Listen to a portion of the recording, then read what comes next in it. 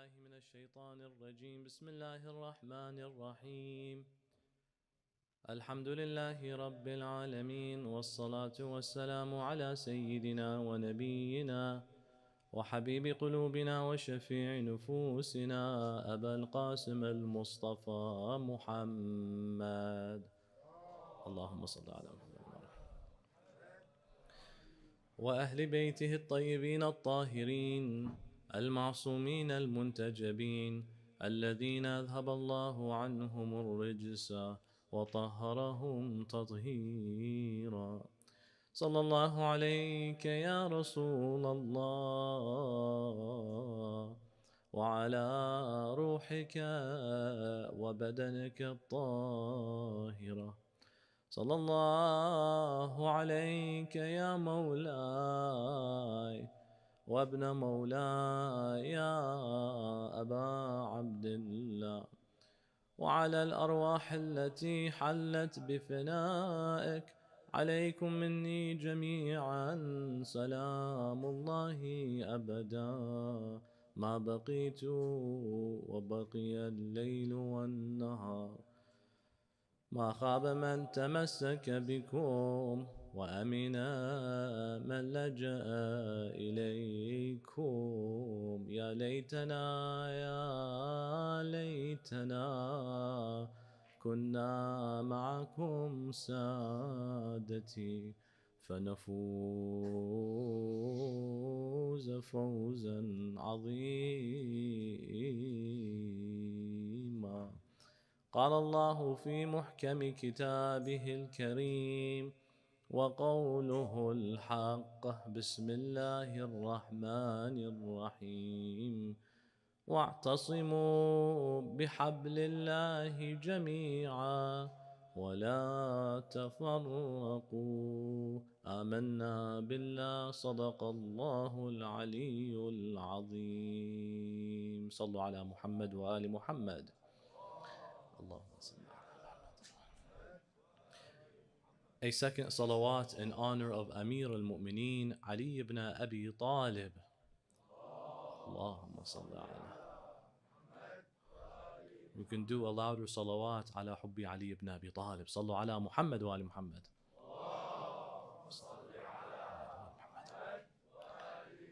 A third with your loudest voices in honor of the Imam of our time, Imam Sahib al-Asri wa zaman.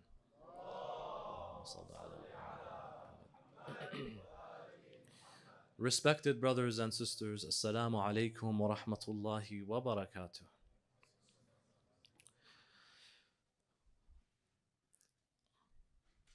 In the plight of the Palestinian cause, the truth has to be very obvious, unless you were sleeping under a rock, that those at the forefronts are people who call out, Labbayka ya Hussein, wa hayhat minna dhillah.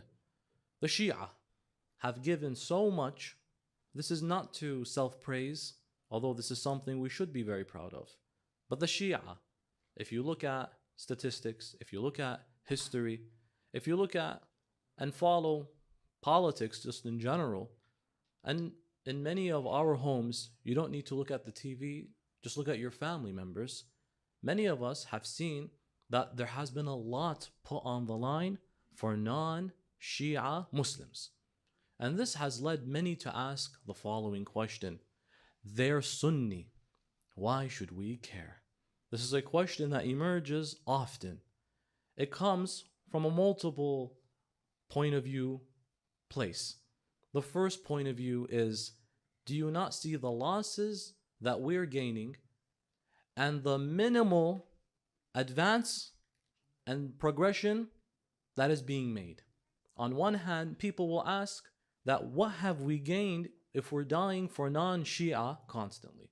That's one level. A second is, have you seen the kind of blood that we as Shia spent? It may not come from a place of questioning the cause. Many of us believe in such causes, that if you ever see oppression, irrespective and indiscriminately, you must stand up. But the question comes from the angle of, I'm not seeing much progress. In fact, I see a lot of loss. Some of us have lost families, others have lost homes, others have lost loved ones. And if not you losing someone personally, someone here, I guarantee, knows another individual. And the kind of blood we lost is very irreplaceable. We've lost ulama, mashayikh, sayyids. We've lost special people that really have left their mark in history. Is it worth it for people that don't recognize our worldview? Is it worth the blood that we've spilled, the holy blood that we've spilled? One during the 10th of the holy month of Ramadan, the other on the 27th of September 2024. These are too valuable. Is it worth it? At least make it worth it. Beyond those leaders, we've lost family, women, men, children, homes, land. Some will add even heritage. We've lost the shrine of Sayyidah Zainab. If it wasn't for these events occurring, in general, if it wasn't for our obsession as Shia for non-Shia affairs. Some ask it from this angle. There's a third group of people, they don't care about the cause, but they care about tashayyu' supremacy. They are phobic to everything non-Shia. And then it's not from a place of Shia supremacy necessarily, it's from a place of Sunni phobia. I don't like Sunnis. They're not worth it. They don't matter. Especially in areas concerning the price of Shia being spent. Nobody. They hate us. That angle is politically pushed and motivated because many will rise and say, did they not join ISIS at one point? It's their ideology, and sometimes it may have been them. Was it not ISIS members who many might see as, well, that side of the world perpetuated many terrorists, and here I am dying for them? There's a street called Saddam Hussein Road in the middle of Gaza. Is it worth me dying for them? Forget that. There's a fourth group, which is a more polarizing group. This question you've heard a lot, by the way. I've heard this question a lot. Who cares? They're not Shia. And the cause of Al-Quds and Al-Aqsa is not our cause. It's their issue. To draw attention to even the theological purpose behind and driving and motivating our resistance fi sabil and for the sake of non-Shia. Al-Aqsa is not even in this dunya. Al-Aqsa, this is an example some might even rely on. One hadith from the Wasa'il might tell you that Bayt al-Maqdis isn't in this dunya so that we die for it, as if we were dying because of land. No, it's the house Allah built in the heavens. That's Bayt al-Maqdis. So Aslan, what are you talking about? What Quds? What are you referring to? Mi'raj, last I checked. It was the Holy Prophet of Islam. Isra is from Mecca to Quds. Mi'raj is from Dunya, Uruj, Lissama. So when he went up to the Sama, that was Bayt al-Maqdis. What's this? It's not our cause. In fact, Dome of the Rock is not a Muslim Shi'i thing anyhow. Al-Mutawakkil Abbasi or Al-Hajjaj bin Yusuf Thaqafi, and Palestine was opened, Al-Futuhat al-Islamiyya as they call it, Islamic expansionism, which we said if you were here the other night, is not something you can blame Islam for, because it was not done under the supervision of a ma'soom. Now the ma'soom, if they didn't give their green light and okay, whatever crime against humanity that happens when you guys have opened and conquered Faris or Palestine or Misr, whatever happens, I also complain if I see women being taken captive unjustly. There's no justifying that anyhow, to be fair with you. Or I see mistreatment of those who refuse to accept. Or I see resistance, but people retaliating by burning them. This has happened in the era of the second Khalifa. Very much clear, we understand that. However, I can't blame the Ma'soom. Here comes a polarizing opinion from the Shia world, or so to speak. That their very foundations were built on people we despise. Palestine was opened and conquered by Umar ibn al-Khattab. And Bayt al-Maqdis Saha, the area where the Dome of the Rock is, that's a place that doesn't carry with it the value you think. Al-Hajjaj built it. Therefore, what am I dying for? These questions rose. That are we too priceless to spill our holy blood? Holy, it's always me. It's always you. It's always no one else exists in the world apparently. For the cause of people, on one level, the question might be genuine. Hold on. Well, isn't it the case that they hate you? How about you try to live there as a Shi'i? Would they respect you? Would they accept you? Is it from that angle? Or it can come from another angle of geopolitics. It can come from an angle of, look, their allegiance is only for the Shia because it serves them and their interests geopolitically. Otherwise, they would behead you. And the biggest dalil is, look what happened in 2014 in Mosul, Iraq. A lot of the passports were non-Shia from Palestine, for example. So why bother? They're Sunni. This is the main question. So why should we care? Let's respond to this, my dear respected brothers and sisters, on a number of ways. The first way is, let's discuss very briefly before we jump into geopolitics, because if you lived under a rock, then you wouldn't know what's been happening and the blood that we've spent and the prices that we've paid and the war that we've gone through and the resistance that has been met and done so with so much conviction and we are willing to die for. Is this all a waste? The reality is you must start off from a first base. Sunni Shia unity. Is there such a thing? To begin even discussing dying for someone else. Because the example is, it's not someone else, it's Sunnis. Are we as Shi'i justified, or Shia lovers of Ahlul Bayt, to die for those, or to send our greatest men to die for those, or for a cause that if it was any other occasion, we would be victims on the receiving end? Before we even go to Sunni Shia unity, you need to first establish Shia unity. Before we talk about Sunni Shia, I think there's a lot more work that needs to be done. Intra-faith dialogue, not interfaith when you talk about other religions. Intra. Inta Shi'i. You know us, that we're willing to break and open new centers. And Husayniyat, yes, I went there. And Husayniyat and Marakiz, because I disagree on a decision, on a moment of choice, of management. So I'm going to open my own, and not just that. So the more the merrier, there's no issue. Let the Husayniyat increase if done in order and with conscience of one another. But I will prevent my family from going to you. It's not worth it. If you're going to talk about Sunni Shia, first talk about Shia. Shia needs to be made clear, because the questions that emerge are, I disagree with my fellow Shia in this context. In reality, we have to do a lot more soul searching. That if we want to address these major issues, first fix the home, then you can fix the neighborhood. يا أيها الذين آمنوا قوا أنفسكم وأهليكم نارا وقودها الناس والحجارة. As the ayah of the Quran says, that if you want to start changing a society or a group of people, first change yourself. You want to affect your house, first change yourself. يا أيها الذين آمنوا قوا أنفسكم. قوا أنفسكم means shield yourselves, then your family. Before you get there, geopolitical, نحرر إن شاء الله تعالى القدس تحت راية صاحب العصر والزمان. You have problems at home. You can't be talking the big talk and you're a zalim to your family and you keep talking about the zulm that's happening to other innocent families. قوا أنفسكم وأهليكم. That's on the first level. Before we even jump to Shia, first you and your kids, you and your wives towards her husband. There's a lot of injustice sometimes on a family level. Talk about that before you discuss other issues. Learn your priorities. Then jump in. The community has a lot of work to fix and adjust. That's not an issue.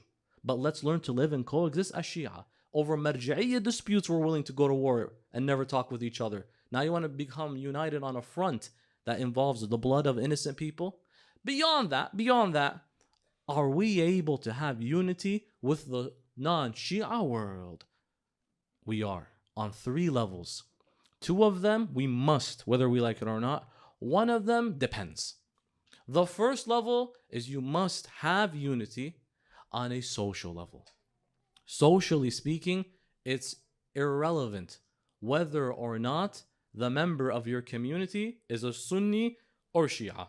What do we mean socially? If a sister has her hijab pulled off, don't ask about the way she prays. Don't ask what time she prays. Go and run to her aid. As a chivalrous young man, mashallah, who talks the big talk, go then. Put your actions into words. If a brother is being bullied, and you can clearly see this is a fellow Muslim brother, being bullied by whoever it may be, jump, run, go, help, assist, irrespective of who that is. That's your fellow human being. And this isn't exclusive to Muslims. A Muslim should be someone that everyone should feel safe.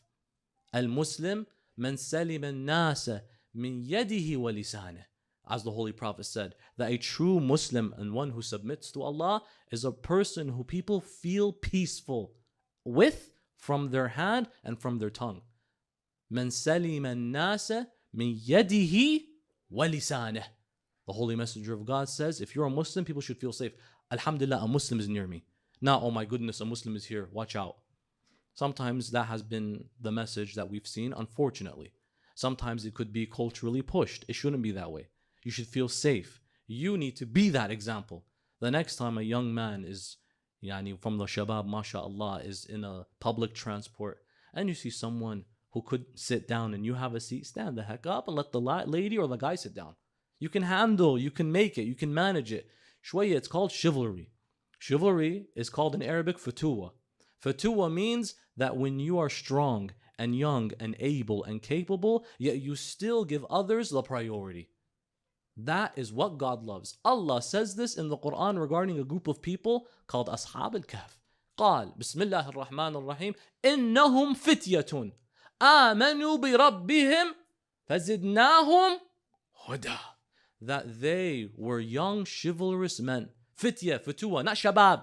Shabab is good, but that's just young men. And shabat, young women. Fityatun, futuwa. They were young, chivalrous men. Meaning they have every excuse under the sun to not be upright. I'll live long. I have health. I can make wealth. Why prioritize the boring deen stuff? I'll do it when I go to Hajj, as if you know when Hajj happens. As if you can and you are able to perform that. If time was in your hands, then maybe God help you. Laha. That if you were young and you still worshipped Allah Azza wa Jal despite the million excuses and distractions as a young man, as a young woman, what does Allah Azza wa Jal say?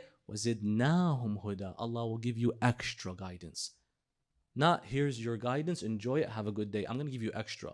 You have every excuse in the book, under the sun, to be rebellious because the mentality of later I will care about my fellow Muslim, Muslimah, Shi'i, politics and these issues that concern the world. I don't bother. You're young and you still did that. That's impressive.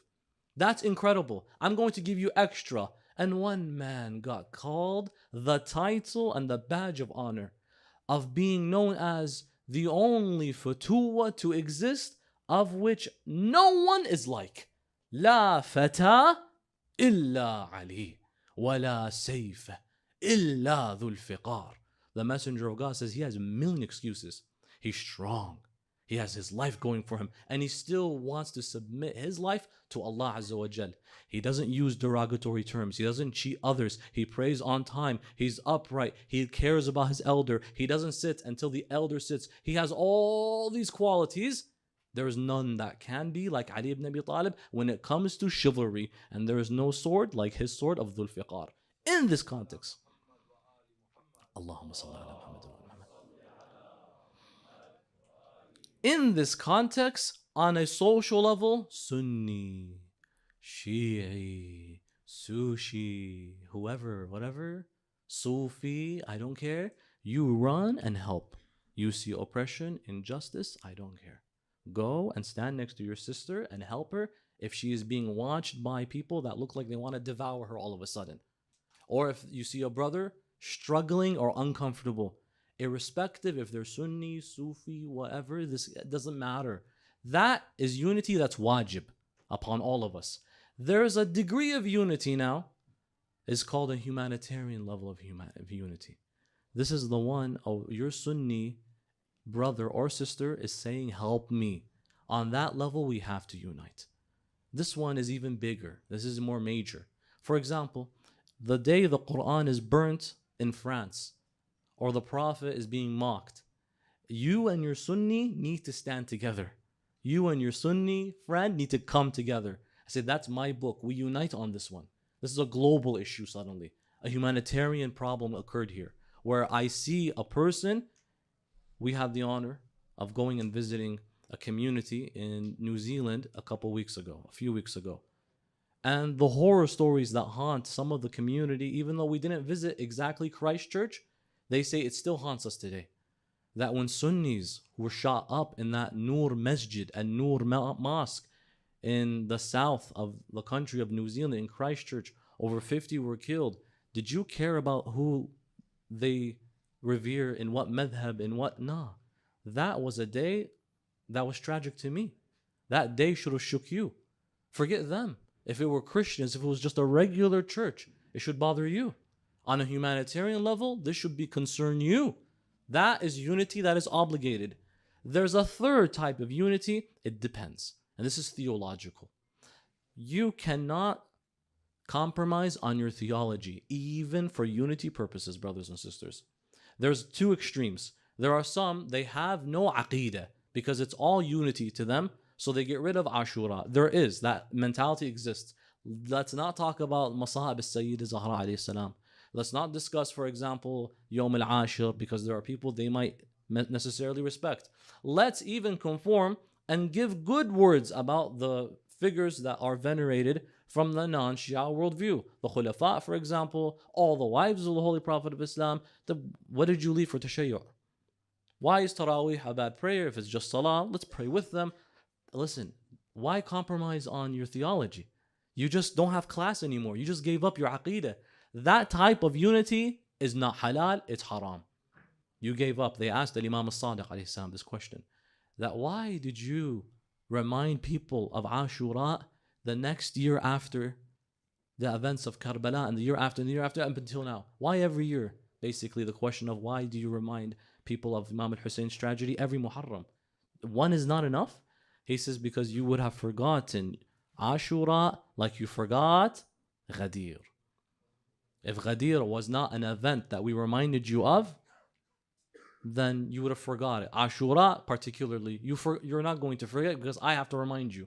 Why do I revive it? Because this is a Shia-centric thing. It's my identity. Not for unity purposes. Don't let someone tell you, but that offends other people. To you, you claim Amir al-Mu'mineen was elected. What does that make our leaders, for example, not rightfully elected? That's offensive.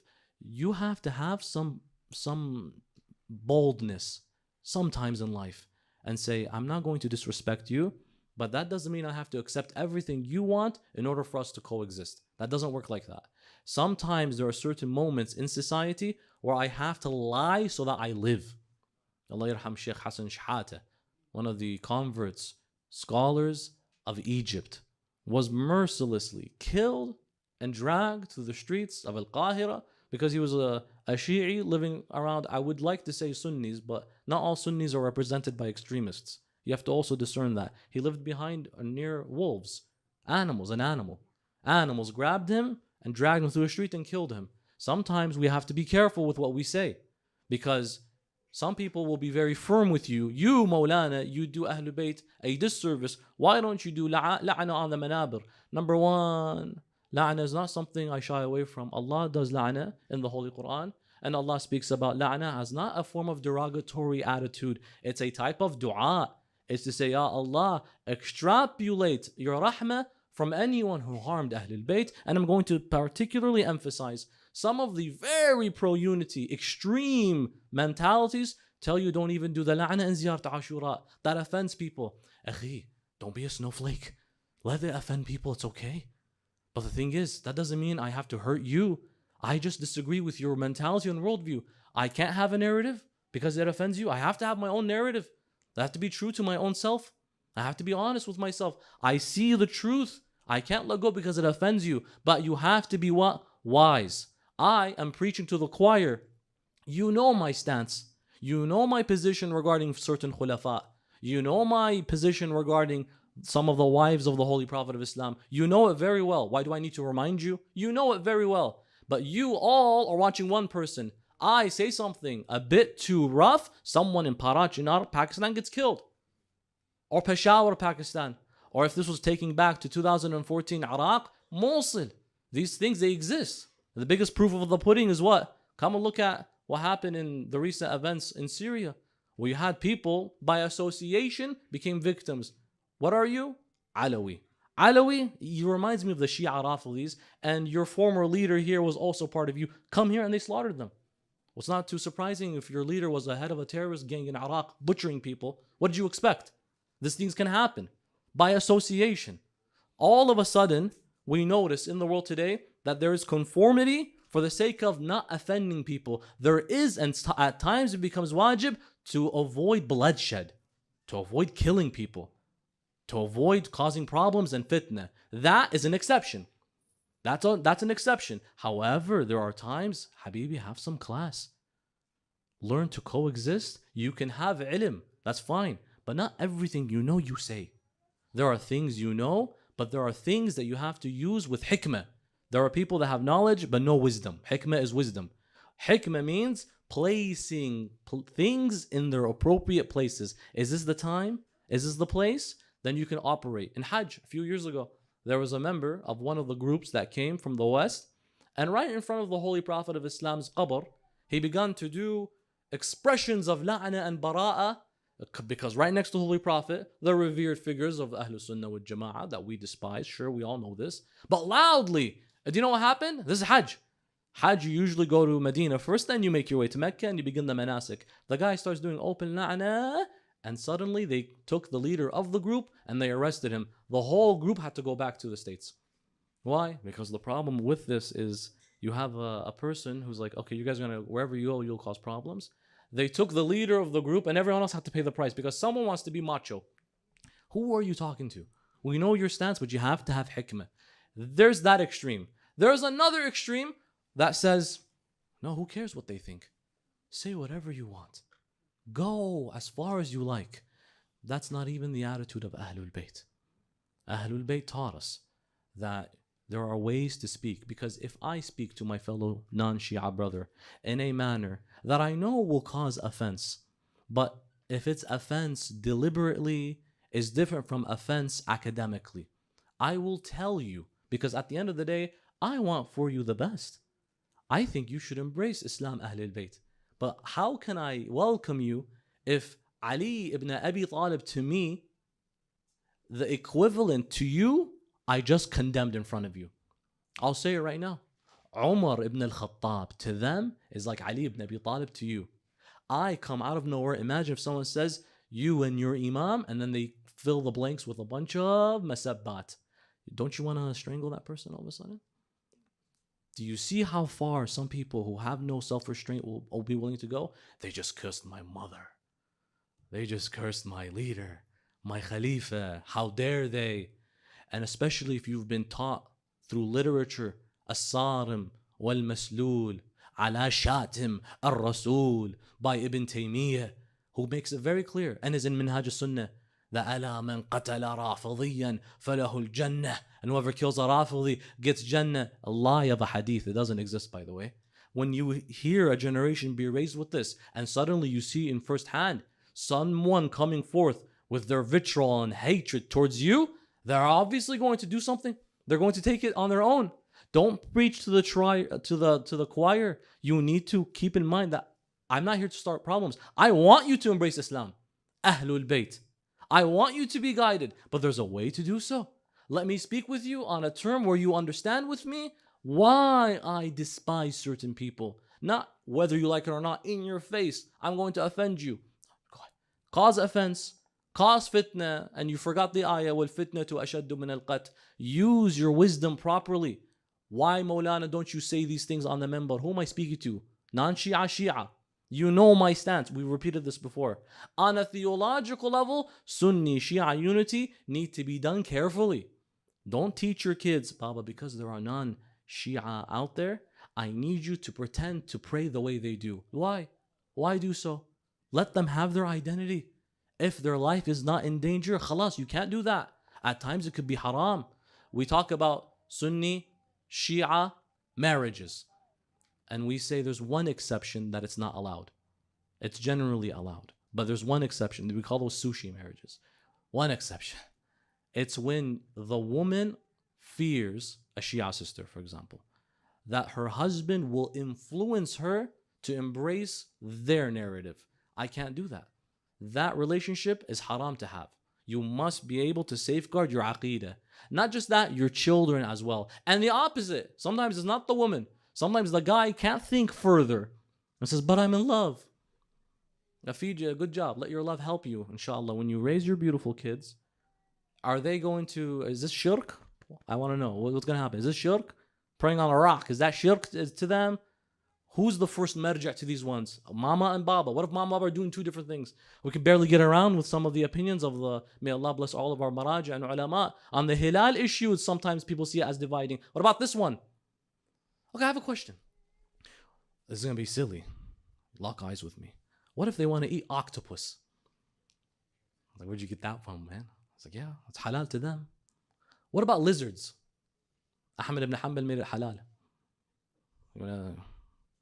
Some lizard? This is not to be derogatory or throw lower jabs. This is fiqh. This is Islamic law. That worldview accepts. I, as a Shi'i, no way in heck this is going into my house. Now, what if I want to eat it today?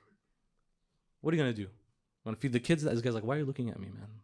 I'm not interested in that. What happens there? What about the iron fist that comes in and says, whether you like it or not, it's my house, my rules?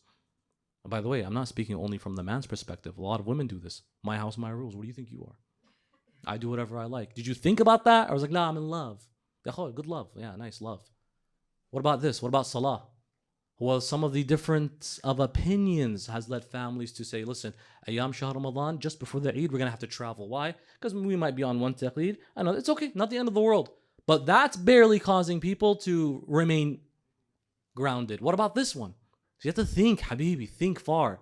On theological issues, if you can safeguard your own identity as a Shi'i, then perhaps fine, consider the ramifications, but it's fine. But if you can't have that relationship. A sister that marries someone who she is very practicing, he is not. I say to the dear sister, don't be fooled. That man who doesn't care for your deen, he cares for other aspects. Because if he cared for your deen, what would he be doing? Enta, as a young man as well, you might be someone who's upright, and you might see someone who's still on a journey. Ask yourself genuinely the question, am I interested in who they are as a person? Or am I interested in their principles and values? What makes you interested in anyone anyways? If not their vision, principles, and values. Don't compromise on these things, especially when it comes to Sunni Shia unity. Have your identity and never compromise on it, but use hikmah, ya ammi. In this context, where do we lie when it comes for dying for other people? Sayyidina, you mentioned very clear that I can't compromise on our theology. You want me to give my life now? It's not about giving life. One excuse came and said, I can't justify what we saw happen to the plight of the Palestinians. Number one, who told you that all Palestinians share a worldview like the one you were just describing? Who told you? Have you not seen, for example, many of them are very sympathetic to the worldview of Ahlul Bayt, love Ahlul Bayt. Some of them died with a ziyarah in his pocket. You know very well. A ziyarah of Ahlul Bayt in his pocket. They went and they retrieved and they saw this person has a tasbih. The paradigm has shifted. What about, you said, when the Daesh situation happened, are all of them Daesh? I ask you a question. The children, are they Daesh? The women are all Daesh? Are the men Daesh? No. Is that the Shajar, the Bashar, the Hajar, is that Daesh? No. Are those ISIS? No, they're not. Maybe that one ISIS member, but guess what? Who else I saw from ISIS? Iraqis as well. Some riffraff got up and says it's for the sake of Iraq. Dawlatul Islam fi Shami wal Iraq. Yeah. The guy could be Iraqi, but does that mean I judge all Iraqis? He could be Lebanese. He could be Syrian. Do I now superimpose my opinion on all? La. So why do that with those who are Mazlumeen genuinely? That's wrong, and I can't judge and I can't generalize. That's one level. A second level, even if they don't agree with you on a sectarian level, you cannot say just because they're not my sect, this is doing dhulm to Ahlul Bayt. Why? Because they're not my sect, I will not care for them. Do you know what you just did? You made Madrasat Ahlul Bayt a sect and not a school of thought. Because if you say, I will only help those who match my madhab, my own sect, that's you rendering Ahlul Bayt to what now? A small sect. Not a school of thought, Islam itself. Because Islam is holistic. Sectarianism is what? A sect here and there, individual groups. You came and admitted without realizing, I'm part of a group. No, you're not. You are Islam. Last I checked, if you claim to be Shi'i, you're a Muslim. You're Quran, you're Rasulullah. That's what being Shia is. If being Shi'i means that you love Imam Ali ibn Abi Talib, Rasulullah Muhammad was the biggest Shi'i. And if being Sunni means that you follow the Sunnah of Rasulullah, then Imam Ali was the biggest Sunni. What's the issue? If you keep saying that they're not Shi'i, when you just said that, you've implied that I'm something that exists with a bunch of other things. La, you are the main thing. Ahlul Bayt, the madrasa is one big thing. It is Islam. That might be painful for others to see because everyone says we are Islam, but we're no exception. We can talk the talk, we can walk the walk as well. But the thing is, if you say, I can't help them because they're not my sect, you've rendered madrasa to Ahlul Bayt al-Thaqalain to just another sect. You're supposed to be what? A way of life, morals, ethics, a vision, a mentality, a system built on principles of the Thaqalain, Kitab Allah wa Ahlul Bayt. Don't you ever say they're not my sect and that's why I can't help them. You're not a sect. You are Islam. And for that reason, you are all encompassing, totally and completely. You just took the name Ali, but not his justice. You just took the name Ali. That's what is Shi'i to you, apparently. Not to anyone here, of course. But to those who've rendered Tashayyu' as a club membership. That, hey, because you're not part of the club, I can't care for you. You know what you just did? You just took the name Ali and Fatima, but not their justice. Who cares what your name is? Let your name be completely something horrible. Anti-Shia name. I don't care who you are. If so long as you match me on the frequency of justice and adala and truth. That's all that should matter. That's number one. Number two, when it comes to dying now, I agree. It's painful that we die for others. But the thing is, ain't no one else dying for the truth besides us. And you should be very proud that it's the mother of all ironies. When there are those who match you on your own worldview, intabih, they match you on your own sect. Not a single word of condemnation. The exact opposite happens. The exact opposite. Recognition and acknowledgement of the oppressor happens. Look at some of the groups, some of the nations, some of the people. The exact opposite. Instead of standing up for my fellow Muslim, I'm going to recognize the legitimacy of the authority of the oppressor and hope and pray, Ya Allah, we hope. The salah, the imam of we promise we want to go to Hajj. Oh Allah, protect our brothers and sisters. Well, dua will help. Yeah, good job. Dua will help you so much until one day you don't see the results and you're like, why did you not accept my dua? Allah wants your dua to be coupled with action. Action doesn't mean give blood. La. Everyone has a role. وَكُلٌّ يَعْمَلُ عَلَى شَاكِلَتِهِ. And everyone does whatever they can relatively do. If my role is to have my heart in the right place, that's enough of a good role. And the Messenger of God said that if you see oppression anywhere, change it with your hands. If you can't, change it with your tongue. If you can't, change it with your heart. And the dying wish of Imam Ali ibn Abi Talib exactly was this. He's dying. Ali ibn Abi Talib, alayhi salam, dying. He looks at Hassan and Hussein and he grabs one of their hands and he says, Bunay, my dear son, kunu lil-zalimi khasman wa lil-mazlumi awnan. Oh my dear son, be to the oppressor an enemy and to the one oppressed an aid. He said, be to the oppressor an enemy. And to the Shia, la. To the Sunni, la. To the Masihi, la. To who? To who? لِلْمَظْلُومِ عَوْنًا. Be an awn. Help anyone. He made a qaida ammah. Anyone you see who has the character of mazloom, help him. I don't care who they are. Help him. And you know he manifested this perfectly. No one did this better than him. Ali ibn Abi Talib. Ibn Muljam. Mal'oon al-walidain. struck our Imam on the 19th of Shahr Ramadan. The first thing Imam Ali ibn Abi Talib does, as he says, why did you tie his hand that hard?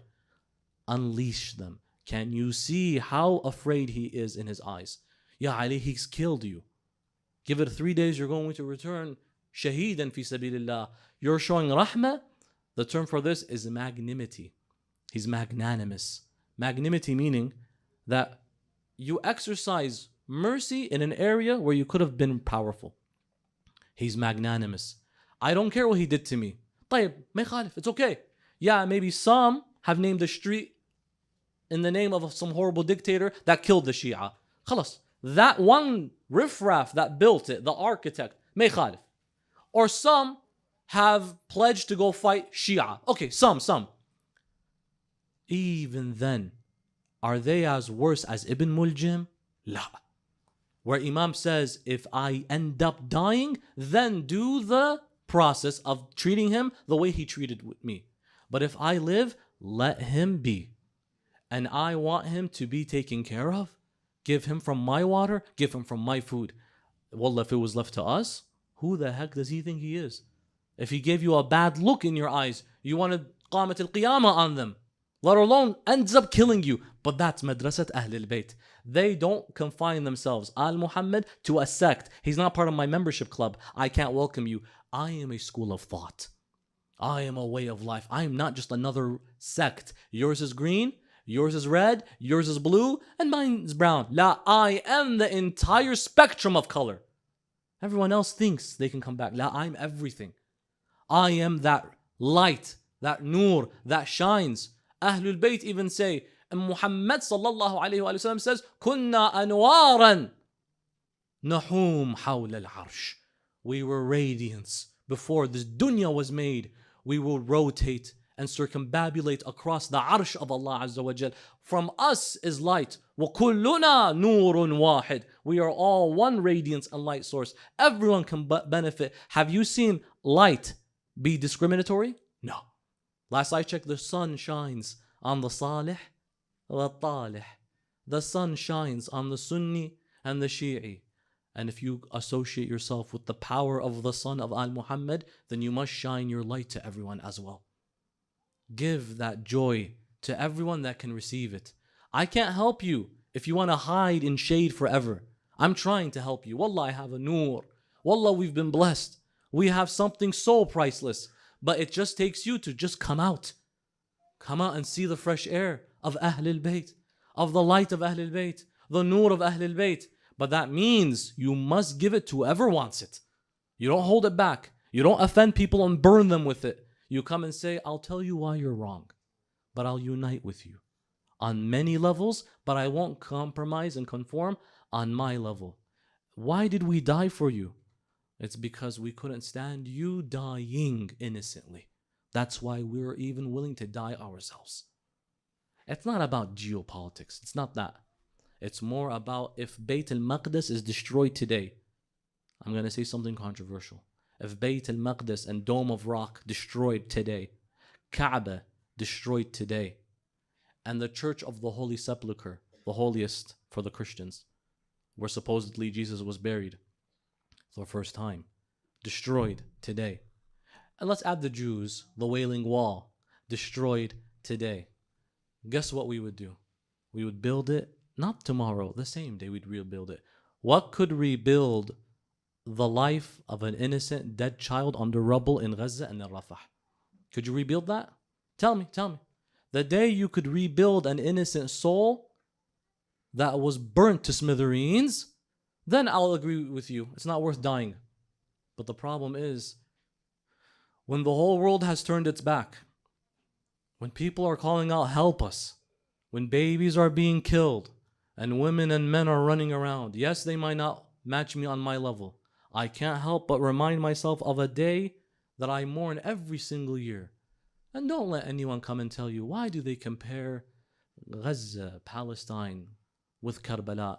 No one's making a comparison. La yom ka yawmuka ya Aba Abdullah. No one makes that comparison. No one in their right mind tells you that. But the reality is, I can't help but when I see children dying and burning tents of Rafah, that I remember a certain day in history where tents were being burned and women and children were running around. I can't help it. I have something that many 3/4 of the Muslim world, sadly, and not just 3/4 of the Muslim world, the higher authority elites who could do something don't have. It's called dhamir. You know why we do what we do? Because inta sahib dhamir. You have something. It's called dhamir. Alhamdulillah. Dhamir is conscience. You're awake. الناس موتى وأهل العلم أحياء. That people are dead, in the words of Imam Amir al-Mu'mineen, and the people of knowledge are awake and alive. والعالم حي إن كان وإن كان ميت والجاهل ميت وإن كان حي. As Imam Ali shines again and tells us that the scholar or those who are learned, you have a dhamir or no? Is this not a crime against humanity or no? You are alive if your heart shakes a bit. Because there are those, they're walking, but they're better off dead man walking. Because how could they not get moved when they see these things? And yes, it hurts really bad to see mothers wake up every day and say, my son lost his eye, lost his fingers. You think it's easy, these mothers seeing their children and family and brothers? And it's not easy. It's not easy. Wallah, it's not easy. You think it's easy that we lost Sayyids, the kind that wallah history will never replicate? It's not easy. And yeah, we'll miss them. We'll miss them every day. But it's worth it. Because let the walls of the Kaaba get destroyed. Let the Wailing Wall be rendered rubble. Let the Church of the Holy Sepulchre for the Christians be demolished. We'd rebuild it the next day. The Kaaba was demolished 2 times at least. Hajjaj bin Yusuf Thaqafi, Yazid bin Muawiyah. We rebuilt it. It's easy. But we'll never tolerate seeing an innocent baby be killed. An innocent man, woman, child. And wallah, we have class. We were cut from a cloth of Al Muhammed, that we give justice, this is the word, indiscriminately. We look at what you are and not who you are. Imam is walking by the church and he sees the Christian next to it and he says, Ma hada? And they said, Innahu rajulun masihi ya Ali. He says, I didn't tell you man hada. I said, Ma hada. What is this? Not who is this. My justice is indiscriminate. I don't care who it is. I see injustice. What is this? That's our worldview. That's our manhaj. Rasulullah, the hadith is sahih from Sunni and Shia. This hadith is found in Sahih Bukhari and it's found in our literature as well. It says, Inna imra'atan dakhalat an-nar litahbisiha qitta. You know what that means? There was a lady, she entered hellfire because she locked a cat in a cage. And the cat starved. After a few days, it died. Allah punished her on the Day of Judgment. Entered hellfire for torturing a cat like this. Why? Rabbul Alameen cares for his creation. Just because they follow a different madhab, they pray a different way, that doesn't matter to you and I. Because Allah doesn't care about that. If Allah has that much ghira over cats, He doesn't have ghira over his insan, his fellow Bani Adam that He made. Irhamu man fil ard, yarhamkum man fil. Fadl. Have rahmah on whoever and whatever is on the earth. The one in the heavens will have rahmah on you. Where is the rahmah these days? Where is the mercy these days? Some people, they've lost sleep and they say, I can't see any goodness anymore in this dunya. I'm depressed. I can't watch the news any further. Because it's not, I am saddened by what goes on in the world today. I'm afraid something's going to happen to someone I know. There are people that we know and love. You might have known people that don't know you, but you love them. And you have to have just some degree of consciousness. That's it, just some dhamir. I can't help them because they're Sunni. Walk outside the membership of Ahlul Bayt then. You're not welcomed here. In the school of Ahlul Bayt, we welcome anyone who has an open worldview where everyone is welcome to come in. But we're willing to instantly kick someone out who says it's either my way or the highway. We're a madrasa of akhlaq. Let them be horrible. It's okay. Why do you have to be horrible like them? Why do you have to come down to their level? Do you know what they said to me once? Wallah, I saw them on social media. They said the Shia are all Rafida. Oh, why do you have to act like a monster as a result? Prove them wrong. The best revenge is to improve yourself. That's the best revenge. The best revenge isn't to prove their words correct. Why do you go crazy when people say that you Shia are crazy? Don't prove what they just said. Have some class. Ibn Taymiyyah is debating Al-Allama Al-Hilli. His first name, Ibn Taymiyyah is debating Allama. Allama's first name is Ibn al-Mutahhar Al-Hilli, the son of purity Al-Hilli. In his Minhaj al-Sunnah, he's debating him. Allama Al-Hilli disagrees vehemently with Ibn Taymiyyah. Of course, how does he not? He disagrees with him. But guess what he refers to in his letters to Ibn Taymiyyah? Says, Al-Shaykh Ibn Taymiyyah, this is where you're wrong. I can prove the wilayah of Ali in this verse, that verse, this ayah, this rawayah. Ibn Taymiyyah, what does he say to Allama Al-Hilli? You, who's called Ibn al-Mutahhar, Ya Ibn al-Munajjas, O son of impurity. This is why you're wrong. So, should Allama Al-Hilli come down to his level and say, وَإِنْتَ Ibn this, وَإِنْتَ Ibn that? Two wrongs will make a right here? Not at all.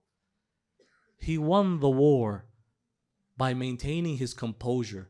He could have said wrong, Al-Allama Al-Hilli, but he still would have won, even though Allama smoked him, by the way. Yeah, he did. Allama Al-Hilli wrote a book called Kitab Al-Alfayn. I dare you to read it. I say I dare you. Why? 2,000 dalil proofs on the wilayah of Ali ibn Abi Talib. 1 from the book and 2 from the mind and logic.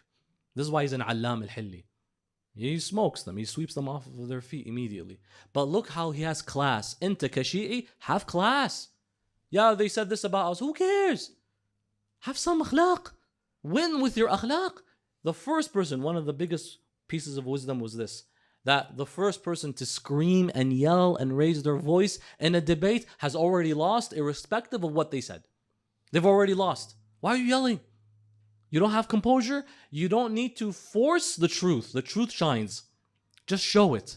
It's them and it's their fault for not accepting it. طيب, just because they didn't accept it, do I become like them? ما تكبر أحد إلا لذلة وجدها في نفسه. As Imam As-Sadiq alayhi salam says, be like him. How much do you want to call yourself Shi'i by name? Be Shi'i by deen and dunya and akhirah. No one becomes high-horsed and arrogant, mutakabbir, except due to an insecurity they found in themselves. Like, why are you going to be insecure all of a sudden? They're insecure. Let them be mutakabbirin. Don't go up when they go up. Raise your wings only in one instance, when it becomes a case of haqq versus batil.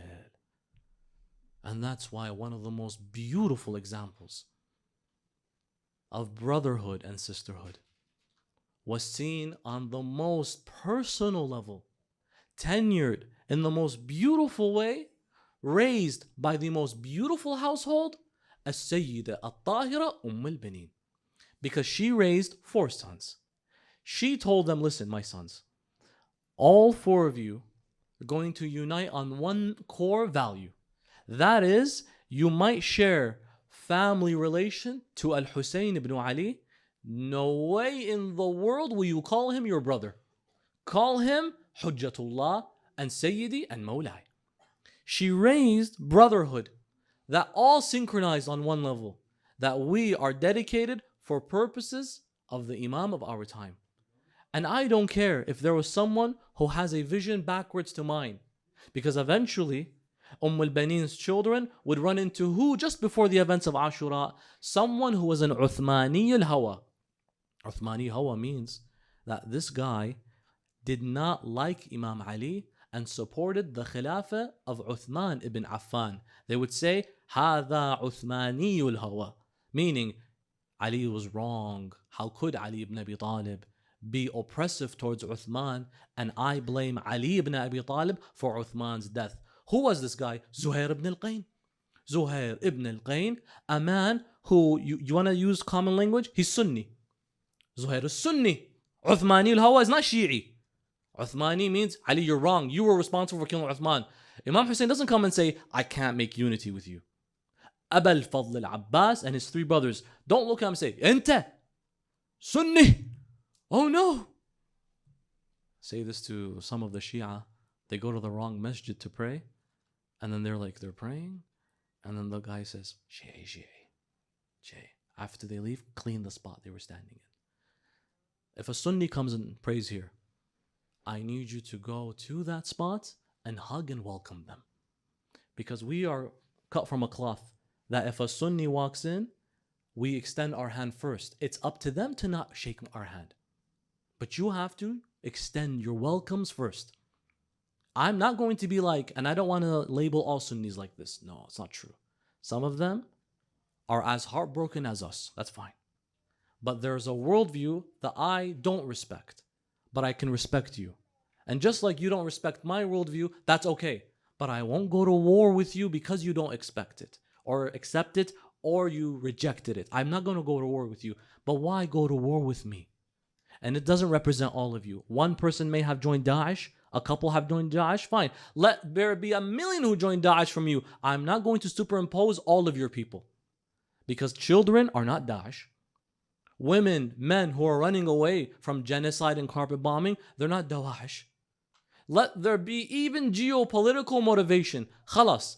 I have a stance. I have a hujjah to prove that because I'm Shi'i, I'm doing this. And I have principles so valuable that watch me even lay my own life for you.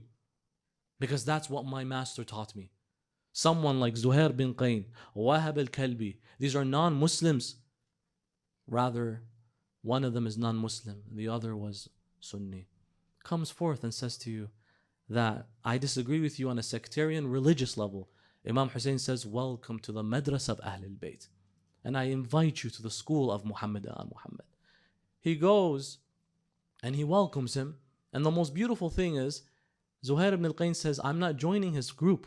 Because Imam Hussein sent him a letter because he gets to Karbala and he sees his tent. And so Imam Hussein sends, you, come join me. Zuhair's wife says, why don't you join him?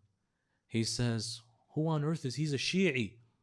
He's that group. And I despise his father. Imam Hussein himself goes and says to him, do you remember one day, Zuhair apparently was a soldier in the Islamic expansionism conquests, where Salman al-Muhammadi was with you. And you had won in the resistance at one point. You went and you won a battle. And you said to Salman, Ya Salman, we are so blessed to have won this battle. And Salman turned to you and said, there's going to be a day I need you to be more happy. And that will be when you are going to call to join your last battle. And that day, accept it, you will see the greatest happiness. Imam Hussein reminds him, this happened and did it not happen? He says, yeah, I remember. That happened. Salman told me. How does Salman know the future? Because he's a student of the school of Rasulullah. And Rasulullah has some knowledge of the unseen. And so he taught Salman that this will occur. Tell Zuhair ibn al-Qayn to consider joining.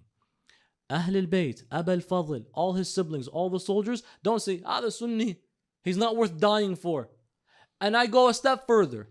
Even if they hurt you, accept them for who they are. How? Was it not Hur bin Yazid al-Riyahi who initially blocked off the soldiers of Imam al-Hussein and his family and the children from drinking water of the Furat? And Imam Hussein says to him, Thakalatka ummuk. May your mother never have given birth to you. And Hur bin Yazid says, if your mother was any other lady, I would have said the same thing back. But how can I say that to the son of Fatima al-Zahra? Later on, he comes and repents. Imam Hussein could have said, you were Daesh. Huh? How could you come back now? You're this. You caused my children to say, Al-Atash. Guess what Abi Abdullah says? I've already forgiven you, Ya Hur. وَأَنْتَ حُرْ كَمَا سَمَّتْكَ أُمُّكَ.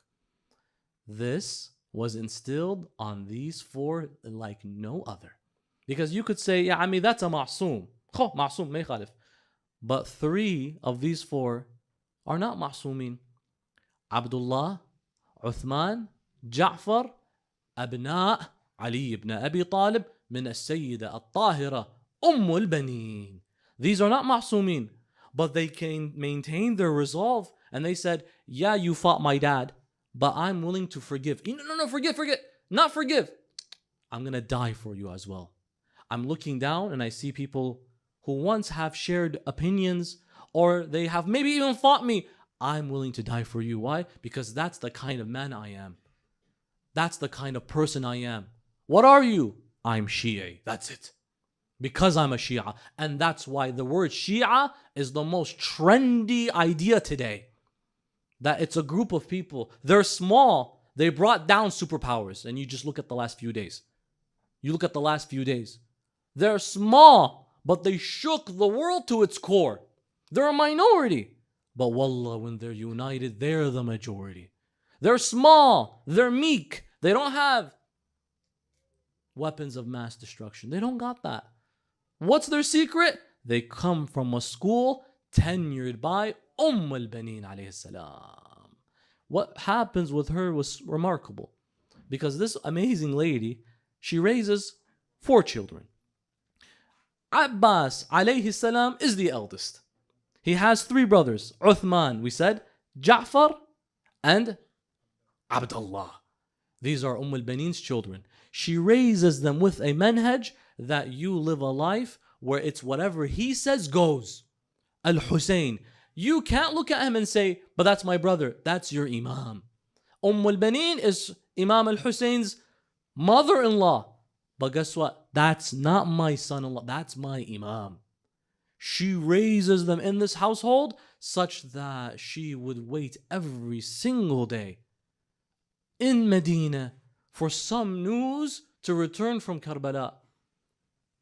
Abu al-Fadl Abbas, I even remember one of the maqatis says, he bids his mother farewell and she says to him, make me proud.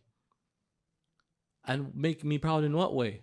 Just to fight? It's not about fighting, ya akhi. It's not. But we can fight the fight if we have to. It's not about fighting. It's about, did you know the ma'rifah of the imam of your time? Because there are people, the imam wants them to resist, yes. But then there are people, they watch from afar and their hearts break and bleed.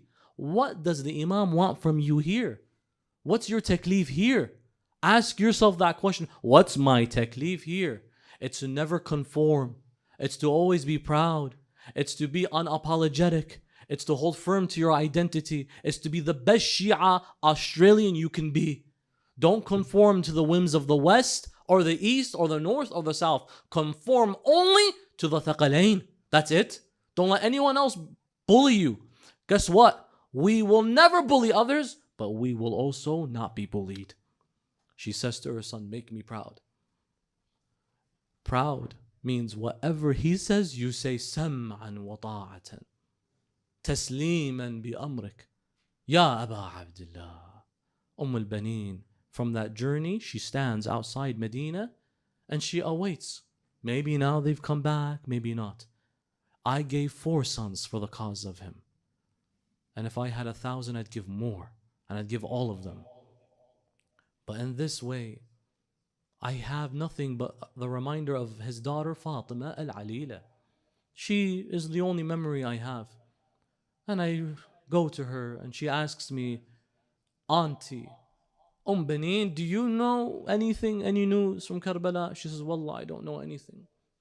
I'm just like you, I'm waiting.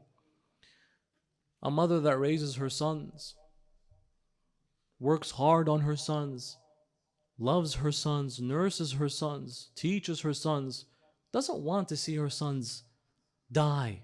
Which mother wants to hear that news? No one does. It takes a different kind of mother to say that it's the imam of my time that I'm willing not to just let my sons die for, myself die for. What's dunya without Aba Abdullah? Ay wallah. What's this dunya without Imam al-Hussein? Where would you be without Aba Abdullah al-Hussein? Bi abi anta wa ummi ya Aba Abdullah. al-Banin goes and she has no news. Every day she goes and asks anything, anyone. Someone came from Karbala.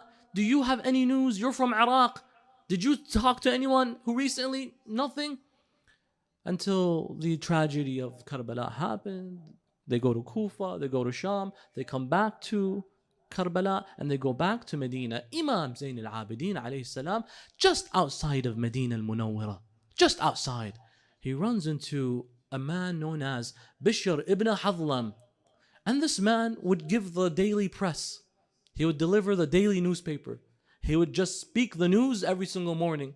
He would stand in the middle of the town, and as he would be standing, he would announce the statements of the news of the region. Imam Zayn al-Abidin says to him, Ya Bishr ibn Hadlam, go to Medina before we arrive. and inform them of what happened to us. He says, excuse me, who are you then? He says, we are the family of Hussein ibn Ali, whose body lays in Karbala. Bishr ibn Hadlam goes back to Medina and he says, not calling it Medinat al-Nabi anymore. He refers to it back to the name of Medina during Jahiliyyah. It's like, subhanallah, what Islam? It's called Medinat al-Nabi. What Nabi? What Islam anymore? It doesn't exist anymore in my eyes. This is Yathrib. We're going to go back to the Jahili names. Do you guys know what we just lost? Do you guys know who just died? Do you guys know the man that we just let slaughter?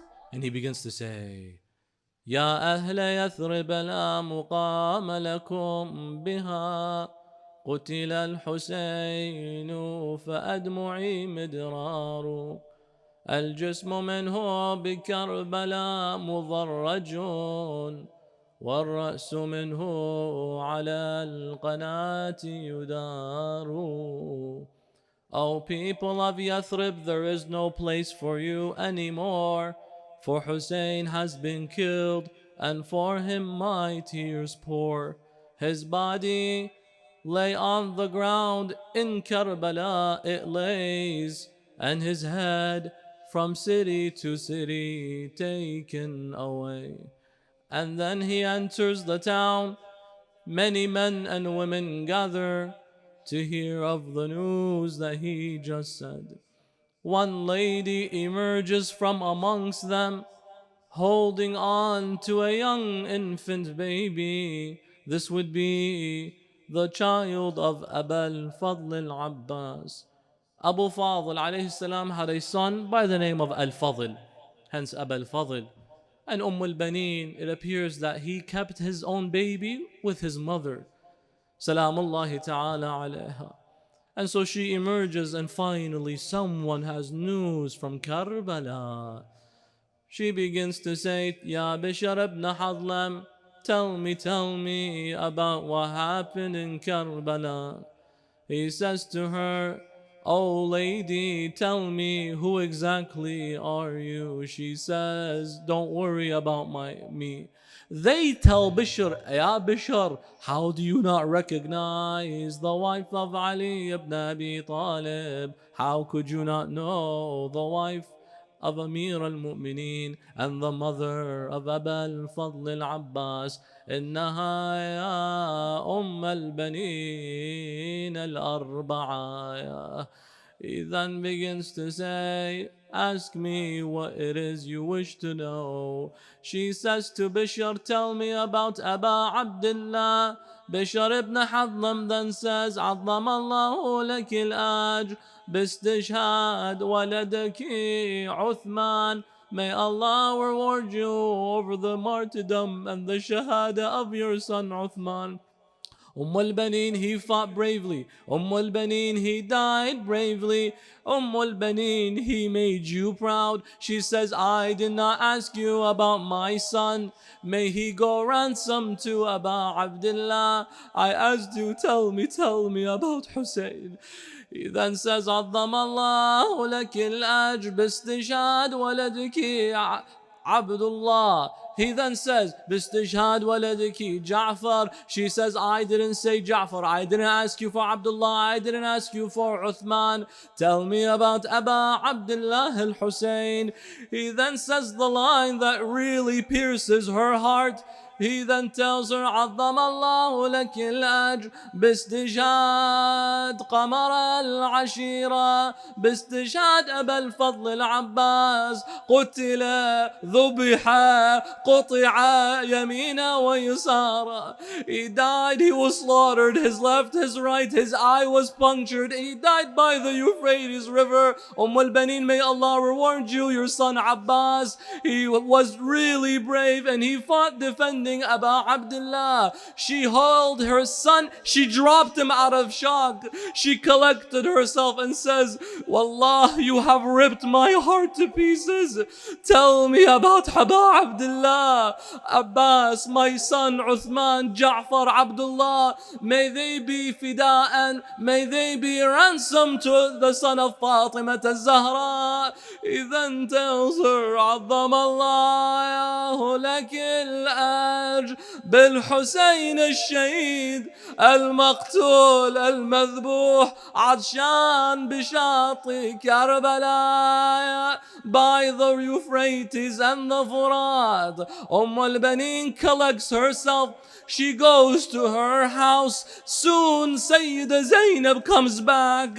She then is telling the women to not let anyone come and visit us. We want to mourn what happened to our family in Karbala.